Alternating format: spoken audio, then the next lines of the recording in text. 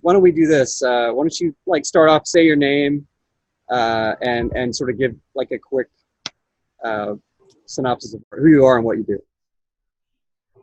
Okay. My name is Lindsay Zimmerman, and I'm the founder of Better Than. That's the company that I started back in 2018 with the goal of getting the Better Than Barter app up and running. Well, I'm sorry, we have the big power tools out now, apparently, behind me. So I'm not hearing it. Oh, at really? all. Okay. No. All right. Can you give me sort of, all right, so there's a phrase like in media, like your elevator pitch, you know. Imagine that you're in an elevator with an executive and you have a show idea and you have about 30 seconds or less. I don't know what the official time is, but to make your pitch as concisely as you can. What is this app? What does it do? And what are your goals for it? Better Than Barter is a social networking app that rewards members for doing favors for each other. And in this way, we will be able to build stronger communities and help every human being reach their full potential. So it's a favor app, but help me imagine all the different ways, all the different things that could mean. Is it just babysitting? Are we talking about car repair? Are we talking about, the more conventional kind of barter? Like, I have some chickens back here in the backyard. Could I get something in exchange for eggs? What else? What kinds of things could we do with this app? Right. So my favorite thing about the app, and the reason that it's named what it is, it's better than barter. And the reason that this is better is because when I want to spend one of my favors, I don't have to trade with the person that I earned the favor from. I can spend that favor however I want. So Lauren, let's say you gave me some editing work and you just charged me a favor for it. Now you've earned a favor and you can spend that in any way that you want, and you don't have to spend it with me, right? So maybe you could use that favor to get some more chickens, or maybe you could use that to have somebody come over and help you build a bigger and better chicken coop because I know you love your chickens. But there's a whole nother level to that, because that's on the individual level. What happens when businesses in the community start to see how this practice is benefiting the individuals in the community? What happens when they want to come on board? What would that look like? So here, one of our big grocery store chains is Safeway. And I ask myself, what will happen when Safeway starts accepting favors? And a mother can go into Safeway, fill up her shopping cart, and pay with a favor. What if a favor became so valuable that you could use a favor to pay your utilities, or you could use a favor to pay your car insurance? What would happen if so many millions of people were willing to do favors for each other that it was undeniable and corporations had no reason to not accept those favors? That's the value of building currency. So, Lindsay, I like the idea of what you're trying to do, but I think we're in a time where the stability of our supply chains and the entire world economy has never looked so tenuous. Given what's happened since COVID-19, it's not hard to imagine a scenario of total cascading system failures. Is there any way to alleviate the specter of diminishing resources and scarcity? Is there anything that you think you could offer in that situation? When we talk about the unsettling environment that we're in at the moment, there's a sense that relief from that unsettled feeling is not um, anywhere near in the future, right? So it behooves us to get ourselves individually into the most stable environment that we possibly can. And I'm a true believer that when you create stability within your community, um, you can weather most storms. A community can weather most storms if their members are involved and they know each other personally. And so I think particularly in the moment that we're in right now, it is so important to start truly intentionally building those community connections um, so that we can weather the storm together. So this economic shakeup could have devastating effects on small businesses, while larger corporations consolidate even more power.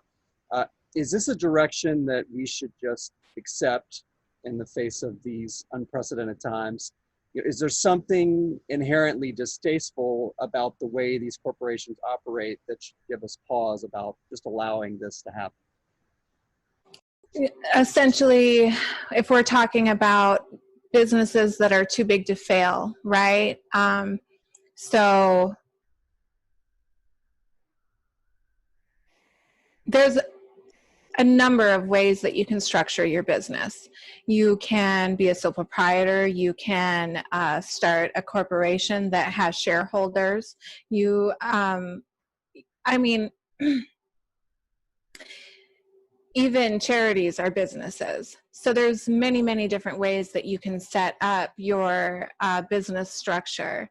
And I think that many of the prominent businesses today missed their mark when they were deciding what values and what business ethics that they were going to run forward with. Personally, I believe that if a company is too big to fail, there needs to be one accountable entity. I don't think that it is ethical to sell off, hundreds of shares of your company and divert or delegate responsibilities to a board whose sole purpose is creating more wealth for their shareholders. That's, to me, fundamentally ethical if you aspire to be a business that is too big to fail. So when I say that I think the founders of these companies have really missed the mark when they were determining their company's missions, that's an understatement, really, because if you aspire to be the biggest, greatest in whatever industry you are in, there is a huge responsibility in that. And for someone to argue that that's not the case, it takes quite a bit of mental gymnastics to be able to justify some of the corporate behaviors that we've seen, whether it be from industries like energy or financial institutions or insurance institutions. All of these different structures and systems that are prominent in everyday people's lives really set a low bar of standards for ethics. And I think that any company moving forward into what many people say, and I agree with, is a new world, a light is being shown on those business practices right now. And I think that now is the time to set the bar higher. Now is the time that we should hold companies, especially companies that have become so large that they're deemed public services or public utilities. These companies need to be held to a higher standard of ethics. And if we want to know what those ethics should be, if we want to have a good understanding and agreement on what the ethics of these companies should be, there has to be resolutions agreed upon. For example, one of my personal resolutions, but also a resolution that I bring into my company, is that there's nothing more valuable than human life and human potential. So if that's my resolution, I'm not going to create company policies that undermines that value. If I believe in my heart as a person, as an individual, but also as a business owner, that my company should do no harm. It shouldn't be a pollutant to our planet. It shouldn't be a negative interaction in people's daily lives. Then I need to structure my company in such a way that I don't undermine those values. And so I guess I kind of challenge existing companies and any companies coming forward into this wild new world that we are moving into. I challenge you to consider your ethics and consider what role you plan to play in the future. Because if that role is going to be large, if that role is going to be an influence on hundreds of millions of people's lives, you need to hold yourself to a higher standard. And that's what my company does. So your company, it's sort of a commerce app idea that you have, with all of this talk about business ethics, how do you propose keeping your app ethical? What do you need to make it happen? What's the biggest vision that you have for where this could go? Well, that's really two questions.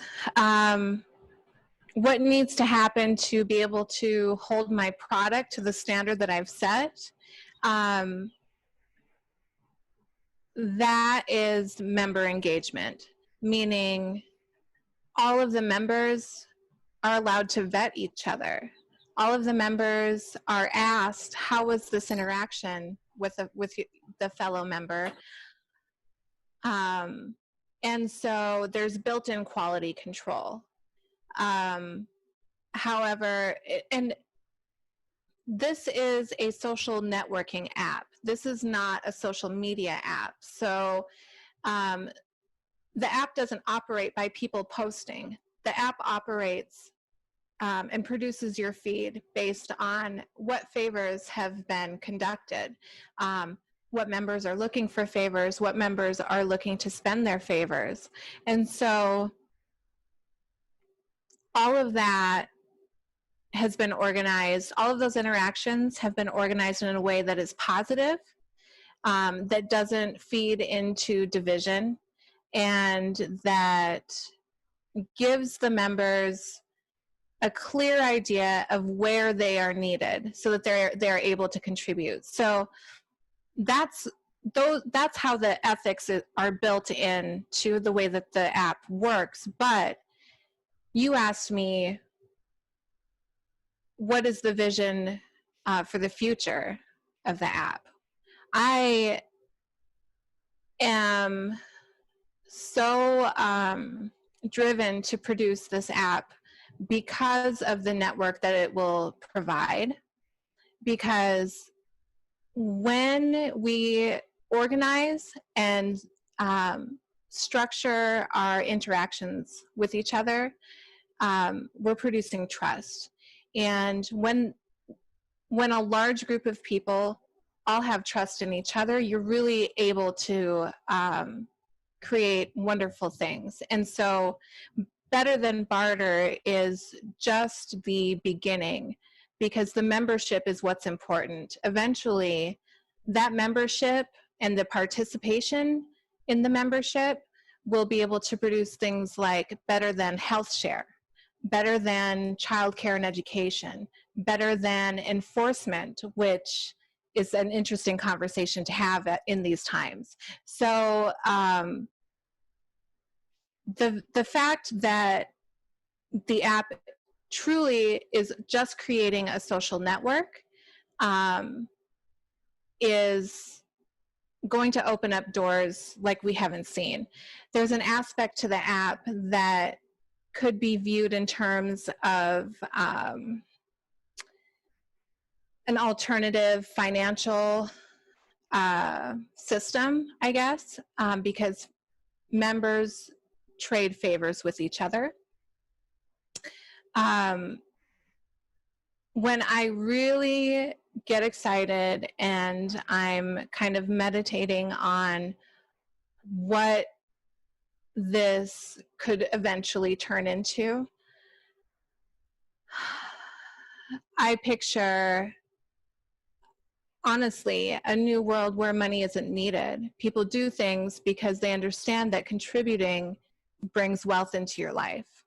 People do things for each other because they understand that you cannot take without giving.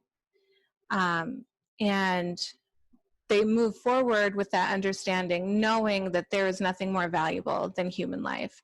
That's the world that I envision moving into, and the entire structure of my company is set to be adaptable in that environment. So, so just go make your app. I mean, you know what you know how you want to make it. What else do you need? Do you need anything else to get this started? I could go out and I could get funding from venture capitalists or other types of investors who would see the value in this app, who would believe that it could be profitable. But I don't want their money. It's costly to build an app, and honestly, I need funds, but I'm not interested in a venture capitalist funds.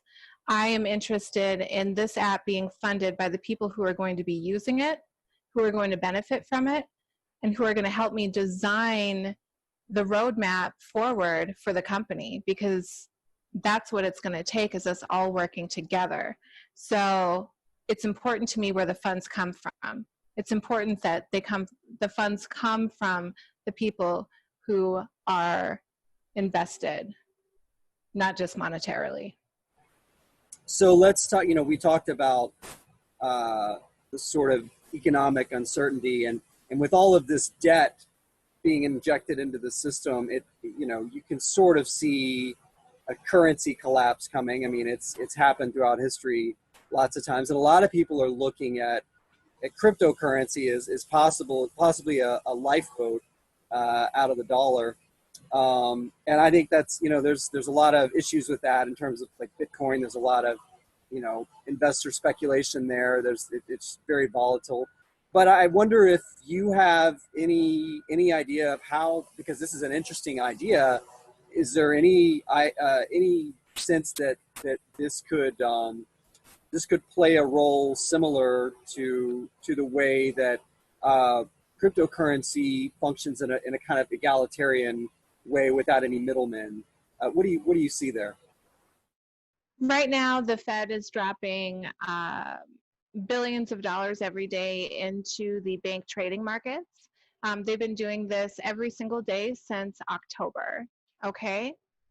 And the whole reason for that is banks end up running out of money, and then they get squeamish and they don't want to lend to each other.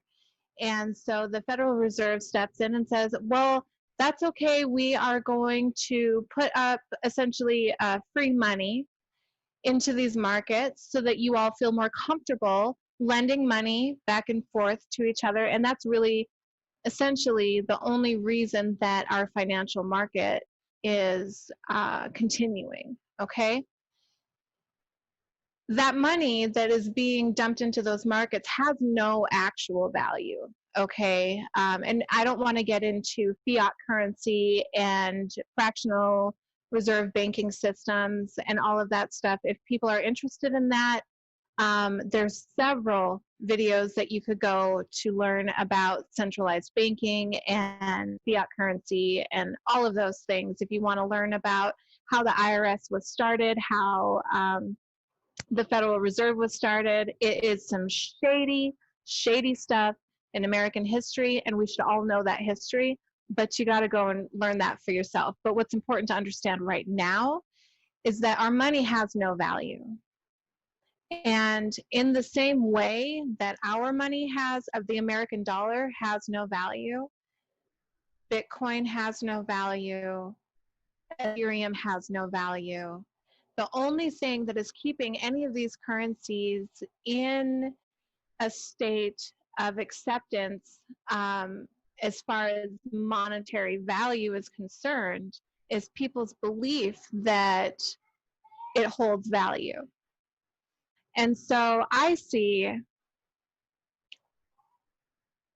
in considering that we may very well reach a point where there is a financial collapse, where the agreement that the American dollar has value no longer holds any water with the American people or the rest of the world. That's really what would happen if there was a financial collapse. And let's say we hopped on Bitcoin, or we hopped on Ethereum, or I think Facebook has their own cryptocurrency now, Libra. Let's say we hop on one of these other currencies. They fundamentally have the same disadvantage that the American dollar has, in that they have no actual value, okay? So when you are a member of Better Than Barter, you are earning essentially tokens, but we call them favors, okay? When you perform a favor for a member, you have also earned a favor. And these favors can be banked. So you could essentially save up as many favors as you need for whatever you would like to use them for. Also, the value of the favor is not placed on what the monetary value for the service or the good was that was traded. The value of the favor is whatever you want personally, you with your favor, whatever you want to spend it on. And as long as the person that you want to spend that favor with is willing to accept your favor, they accept the value of the favor that you're offering. Because we're not producing monetary value with our favors. What we are producing is social trust.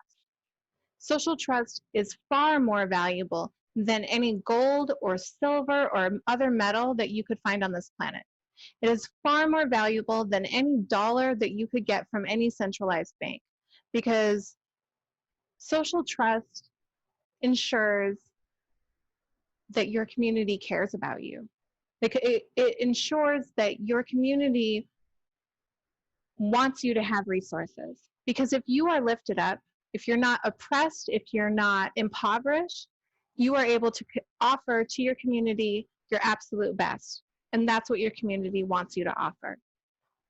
So we can talk about different currencies and what the alternatives might be, but what we should be talking about is, what do we want the alternatives to be? Not what money system should we continue, or should we decide to engage with after we leave the old one behind? What kind of currency system do we want to live in, period? Do we want social currency? Do we want social trust? Or do we want monetary currency and a pay-to-live society? Well, it's a really interesting idea. It kind of seems like it's a just complete alternative to the monetary system we have now. And what might have seemed crazy, uh, even 6 months ago, doesn't seem so crazy now. I think there's a lot of people that are still in denial that this economic thing is going to, they think maybe it's going to pull out and everything's going to be fine. But yeah, I think this could be something that saves our asses potentially, and I'm excited to talk to you about it. So Yeah, I think so too. I think about all of the possibilities of solving individuals' problems in their lives, and what benefit that could bring to community, and how just having a network of people who are willing to support you and help you, not because they have some sacrificing uh, baggage to unpack, but because it benefits them to help you. That's what it should be. We shouldn't be independent or codependent. We need to be interdependent. And if I can bring something to the market that is appealing, that is fun, and helps you gain social trust, that social currency that I believe is of the utmost importance, um, this is kind of a scary time. Nobody's ever experienced what we're experiencing right now. And everyone that I talk to, and I talk to a lot of people, and everyone that I talk to is looking for ways to live right. I don't know a better way to say that, but everyone is looking for, they're talking about homeschooling their children because they realize how good it is to have their kids home. They're talking about growing their own food because they don't know about the stability of our distribution systems. They're talking about making their own clothes, and anything. People are grasping at straws right now, looking for anything that is going to make them feel that they have a sense of stability in their lives. That all those different avenues that people are going down to try to stabilize what they can touch. I want to amplify that. And with this app, the stability that you are going to produce in your own life just by contributing what you can, what you're able to your community, is tenfold the stability that any stimulus package that the government can offer us, or any new social distancing safety measures that is recommended, anything that these overarching power structures offer us pales in comparison to the stability that we can create in our own communities and by communicating with each other. And this app can do that. So let's get it out. Let's get it out. And someone asked me, aren't you afraid about letting people know exactly what you're doing? Aren't you afraid somebody's going to steal it? I think is kind of what they were getting at.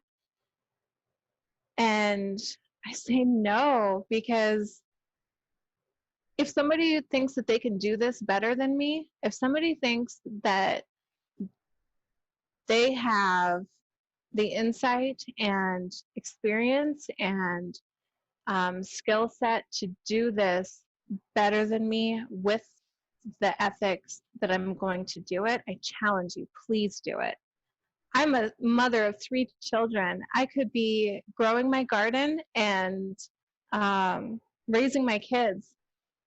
I don't need to launch a whole marketing campaign to support a product that I hope is going to be bigger than Facebook. I don't need to be doing that. I have so many fulfilling things in my life, but no one is doing this.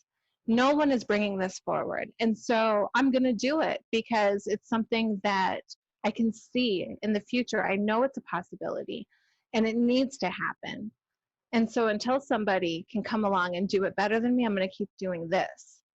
And I challenge anybody to try to do it better than me. Please give me competition, make me sharper, because this needs to happen. So I think I wanted to get that across. Like, this is the way that we can stabilize, that we can organize. And I know that we all want to do it. I know that we do, on one level or another. All of us want to know that we can live in a peaceful place and that our needs can be met and that we can fulfill our potential. So, yeah. Well, Lindsay, I really appreciate you inviting me to talk to you about your business vision, and I'm excited to help you out with it a little bit as I have so far, and hopefully more in the future. And I think this is going to be an exciting an exciting technology to watch, and potentially a world-changing innovation. You know, if it happens the way you're envisioning it, and I can sort of picture it the way you can. So, um, yeah, thanks for having that vision. Yeah, thank you. And the, I mean, I could not be doing this without you. And when we think about like what our individual or contributions can do, this is the perfect example. You know, it's two people coming together to support each other and try to make something happen. Um, we can't do everything by ourselves. We need people and we need each other's skills, you know? Um, and so I'm just so thankful. I feel like since I decided that I am going to, you know, bowl through a china shop, get this thing rolling, the universe has just been tripping over itself to help me. And yeah, it's it's a beautiful experience, you know? It's beautiful.